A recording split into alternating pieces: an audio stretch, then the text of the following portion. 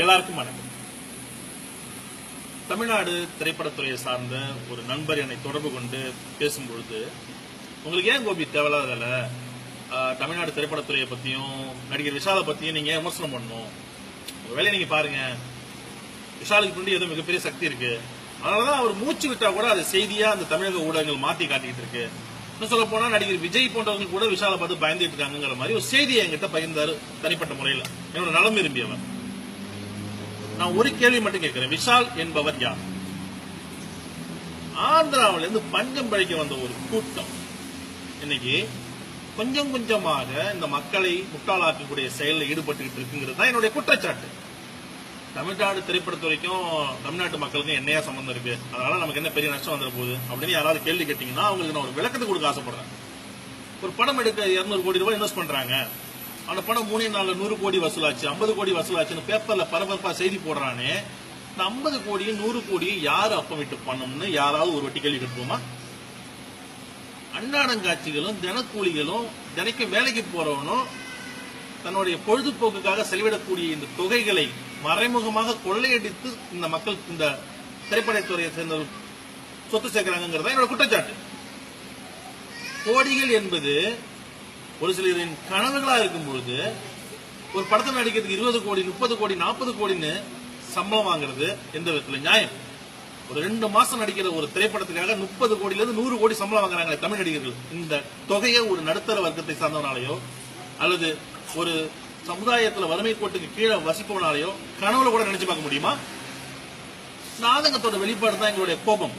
என்ன சொல்ல வரேன்னா, இந்த விஷால் என்பவர் கொஞ்சம் கொஞ்சமாக தமிழ்நாடு அதாவது தென்னிந்திய திரைப்பட நடிகர்கள் சங்கத்துக்கு செயலாளர் ஆனாரு. அப்புறம் பாத்தீங்கன்னா இப்ப நம்மளுடைய தயாரிப்பாளர் சங்கத்துக்கு தலைவராக இருக்காரு. ஏன் தமிழ்நாடு தயாரிப்பாளர் சங்கத்துக்கு வேற தலைவரே இல்லையா? இல்ல தகுதியானவர்கள் யாருமே இல்லையா? இவருடைய குறிக்கோள் என்ன கேட்டீங்கன்னா, விஷாலுடைய குறிக்கோள் கொஞ்சம் கொஞ்சமாக நான் சொன்னது மாதிரி ஆட்டை கடிச்சு மாட்டை கடிச்சு மனுஷனை கடிக்கிறதுக்கு அடுத்து வருவார். அதுக்கு தடை ஏற்படுத்தக்கூடிய முதல் ஆட்களாக என்னை கொண்டவர்கள் தொடர்ச்சியா நிற்போம். ஏன்னா இதை கண்டுக்காம கலந்து போக கூடாதுங்க. இப்படியே கண்டுக்காம விட்டுட்டோம்னா நாளைக்கு இந்த கலைகள் விஷ வித்துக்களாக மாறி நம்முடைய சமுதாயத்தை சீர வச்சிரும். ஏன் நம்ம தமிழ்நாட்டில் விஷாலோட அழகிலையும் அறிவிலையும் திறமையிலையும் நிறைய இளைஞர்கள் இல்லையா? அவங்களுக்குலாம் வாய்ப்பு கொடுக்காம இந்த இளைஞர்கள் அவர்களை தேடி ஓடுவதன் நோக்கம் என்ன? விஷால் ஆரியா போன்றவர்களை விட திறமைசாலிகள் நிறைய பேர் தமிழ்நாட்டில் இருக்காங்களே, ஏன் அவங்களுக்கு வாய்ப்பு கொடுக்கறது இல்லை?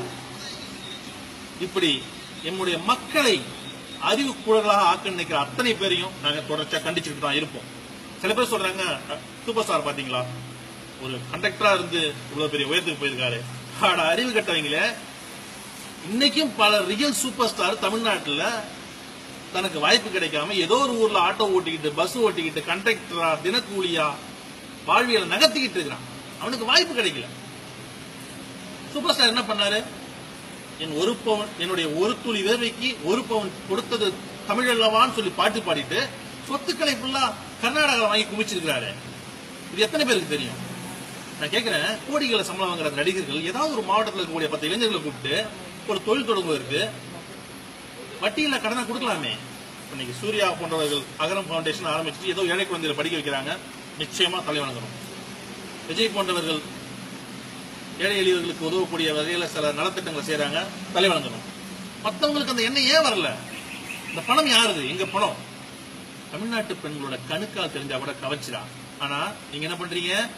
அண்டை மாநிலத்தில் இருந்து அனுஷ்காவையும் நயன்தாராவையும் நமிதாவையும் நக்மாவையும் குஷ்புவையும் அழைச்சு நீங்க கடை போட்டு காட்டிட்டு மார்பை திறந்து காட்டுவதையும் மர்ம பிரதேசங்களை காட்டுவதுன்னா கவர்ச்சின்னு ஒரு தவறான எண்ணத்தை அந்த மக்கள் மனசுல விதைச்சிட்டு நீங்க பள்ளிக்கூடத்தில இருந்தே பாலியல் வன்புணர்வுகள் தொடர்றதுக்கு காரணமானது யாரு? நீங்க தானடா. உங்களை கேட்கக்கூடாது யாரையும். நேற்று வரைக்கும் இருந்த தலைமுறை என்பது அறிவுக்கூடலாம் மாற்றப்பட்டு இருந்த தலைமுறை. அதுல இருந்து நாங்க வெளியே வரோம் நினைக்கிறோம், கொஞ்சம் கொஞ்சமா வெளியே வந்துகிட்டு இருக்கோம். அதுக்கு இந்த சமூக வலைதள பக்கங்களை பயன்படுத்திக்கிட்டு இருக்கோம்.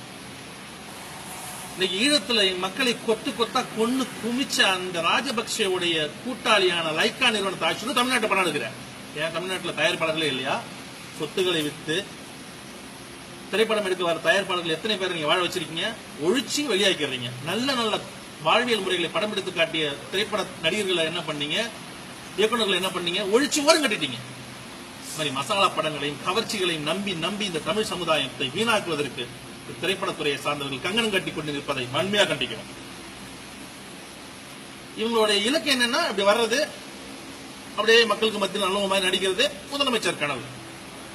நம்மளால தூக்கி தலையில வச்சு போயிட்டே இருப்போம். அதனுடைய பிள்ளையார் சுழி தான் இந்த 2 நிகழ்வுகளும். இதன் தொடர்ச்சியா அவன் எங்க போவான்னு எங்களுக்கு தெரியும். அதுக்காக தான் இப்பவே அணைக்கட்ட நிக்கிறோம், தடுப்பணையா நிற்போம். எங்களுக்கு ஊடகங்கள் சப்போர்ட் பண்ண வேண்டிய அவசியம் இல்லாட்டியும் கூட எம்மை போன்ற சகோதரர்கள் நாங்க என்ன செய்வோம் கேட்டீங்கன்னா, எங்களுக்கு கிடைச்சக்கூடிய வாய்ப்பான யூடியூப், வாட்ஸ்அப், பேஸ்புக், ட்விட்டர், இதன் மூலமாக அவர்களுக்கு எதிராக நாங்கள் குரல் கொடுத்துட்டே இருப்போம். எங்கள் சந்ததிகளை காப்பாற்ற வேண்டிய பொறுப்பு எங்களுக்கு இருக்கு. இவ்வளவு பேசுற நீ என்ன உத்தமனா, நீ ஒழுக்கமானு கேட்கலாம். அந்த கரும்பு பிடிச்ச சாக்கடையில ஓடிட்டு வந்தோம்னா நானும் சொல்றேனே, எனக்கான சுய அறிவு கிடைப்பதற்கு 35 வருஷம் தேவைப்பட்டிருக்கு. எனக்கு என் பின்வரும் சந்ததிகளை காப்பாற்ற வேண்டும் என்று நான் நினைக்கிறேன். எனக்கு நான் புத்தர் கிடையாது, எனக்கு போதி மரத்தில் ஞானம் கிடைக்கல. ஒரு தவறில் இருந்து அனுபவம் கிடைக்கப்பட்டவன் தான் நான். இது எல்லாத்தையும் நானும் பண்ணிட்டு வந்திருக்கிறேன். ஆனா எனக்கு அது தவறுன்னு உணர்வதற்கு 35 வருஷத்துக்கு மேல போயிருக்கு. என் தம்பிகளுக்கு அது அந்த மாதிரி ஆயிடக்கூடாதுன்னு தான்